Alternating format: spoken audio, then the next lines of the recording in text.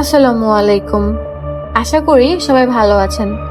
আজকে আমরা যে গল্পটি শোনাবো এটা আমাদেরকে যে দিয়েছে তাকে অসংখ্য ধন্যবাদ।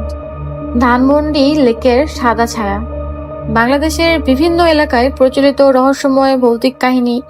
ধানমন্ডি লেকের পাশে রাস্তা রাত বাড়লে অদ্ভুতভাবে নীরব হয়ে যায়।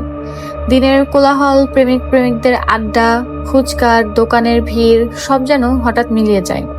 স্থানীয় অনেকেই বলে রাত 12টার পর লেকের নির্দিষ্ট একটি বেঞ্চের পাশে সাদা পোশাক পরা এক মহিলাকে দাঁড়িয়ে থাকতে দেখা যায়। রিফাত এসব বিশ্বাস করতো না। এক রাতে বন্ধুর জন্মদিন থেকে ফেরার সময় শর্টকাট ধরে সে লেকের পাশ দিয়ে হাঁটছিল। দূর থেকে সে দেখতে পেল সত্যি একজন মহিলা পানির দিকে তাকিয়ে দাঁড়িয়ে আছেন, সাদা শাড়ি, খোলা চুল। আপা, এত রাতে একা? রিফাত ডেকে উঠল।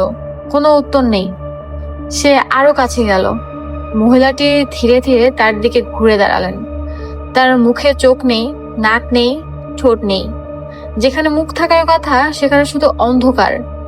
রিফাতের পা যেন মাটিতে আটকে গেল। মহিলাটি ফিসফিস করে বললেন, তুমি কি আমার ছেলেটাকে দেখেছো? তারপর এক লাফে তিনি রিফাতের একেবারে সামনে চলে এলেন।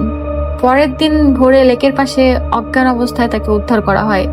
সেদিনের পর থেকে সে আর কখনো ধানমন্ডি লেকের পাশে দিয়ে রাতের বেলা হাঁটেনি। এরকম আরো সত্য ঘটনা জানতে চাইলে অবশ্যই আমাদের চ্যানেলটিকে সাবস্ক্রাইব করবেন। আর আজকের গল্পটা শোনার পর আপনার অনুভূতি কেমন হয়েছে কমেন্টে অবশ্যই জানিয়ে যাবেন। আজকের মতো আমি এখানেই বিদায় নিচ্ছি। আবারও দেখা হবে কোনো এক নতুন রহস্যময় গল্প নিয়ে।